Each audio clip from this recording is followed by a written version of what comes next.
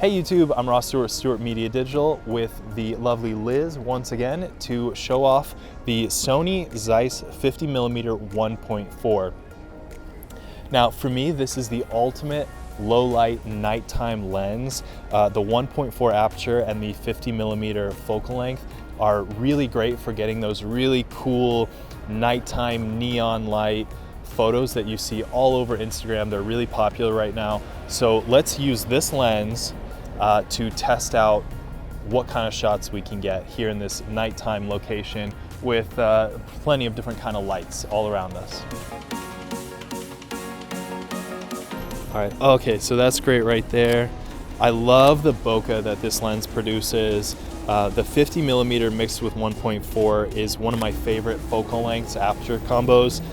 You get really crisp, you get a lot of really great subject separation, you get crisp detail out of your subject, and the background just turns into beautiful bokeh balls. The only downside is this lens is super sharp, but because it is nighttime, I'm dragging the shutter a little bit, but I'm still having to shoot at ISO 3200, so you're not getting the full sharpness out of this lens when you bump it up to those higher ISOs. But for an artistic nighttime shot, those things don't matter quite as much as like a well-lit product shot in the middle of the day or with studio strobes. That's perfect right there. Nice. There we go. So I'm getting a little closer.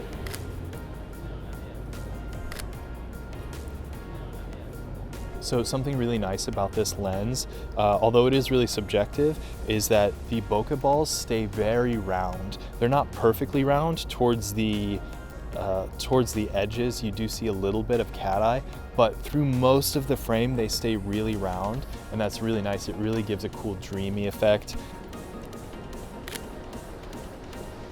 So Liz, of course, looks great here. Blue light isn't super flattering, but this is a really good example of how the backgrounds just sort of fade away when you've got awesome bokeh like this. So let's pause and talk about build quality really quick. This lens is really nice, as you'd expect from a Sony Zeiss lens. It is all metal, except unlike the 35, the lens hood is plastic, which is totally fine. It does not have a rubberized focus ring, which I also like. I don't really like the rubberized ones, and just like a lot of the other G Master Prime lenses, it does have a manual aperture that goes from 1.4 to f16, and it does have the ability to turn the clicks off, so you can do smooth aperture transitions, which I understand is useful for video shooters. I have never once used that, but it is there if you like it. Unlike many of Sony's other professional grade lenses, it does not have any focus lock buttons on the lens, which to me isn't really a big deal. I never use them anyway, but it doesn't have any. Nice right there.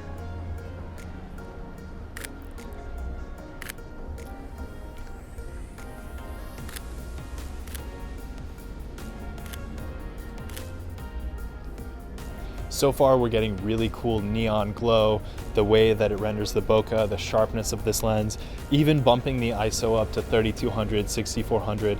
This lens is sharp enough to still get really great results, even when you start to lose detail because of high ISO. A little bit more, yeah, right there, right there.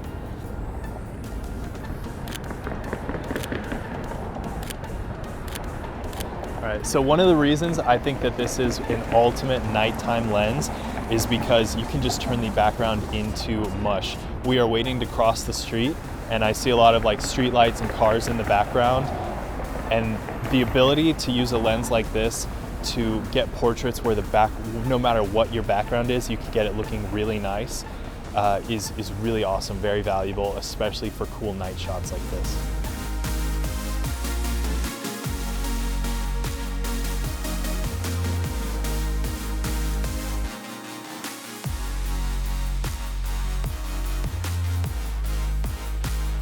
Nice.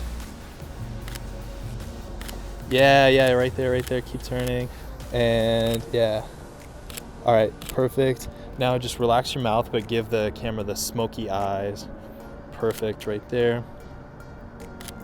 Even more, like really bring it, like Yeah, yeah, yeah. Nice, right there, right there. Oh yeah, perfect. And so again, I know I'm starting to repeat myself a lot about bokeh and backgrounds and everything, but a really cool thing about this lens is regardless of what kind of background you're working with, if you see some cool lights and you've got a source of light for your model, then you can turn pretty much any background into really cool shots. They're perfect. Nice. It's creating this rim light around you so your hair is like glowing. It looks really nice. Perfect. Oh yeah, yeah, touch your hair, love it, perfect. Got it, sweet. So I chose this location because it has these really cool fountains that light up and show all different types of colors. But as you can see, the fountain is off today. So not quite as much neon and cool lights as I was hoping to show you guys, but we're still getting some really good stuff. Perfect, yeah, yeah. When you touch your hair, we get this really cool rim light. That's perfect right there. And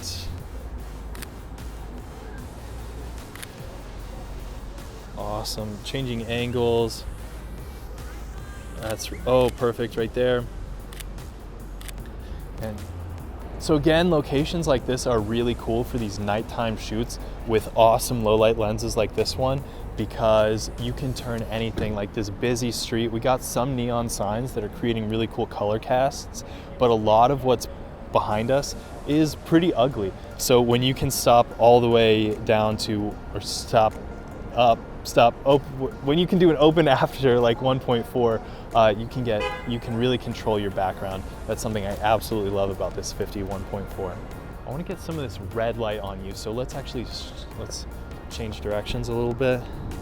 And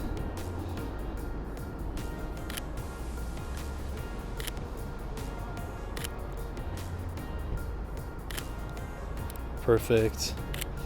So this background is a little bit less interesting, but something really cool about nighttime photography is when you do have lights like some of these red and pink and orange lights around us, they create color casts that are a lot harder to do using natural light during the day. All right, thank you guys so much for watching, and thank you to our model Liz. If you're interested in this lens, check out the link in the description box below and be sure to like and subscribe. Thanks.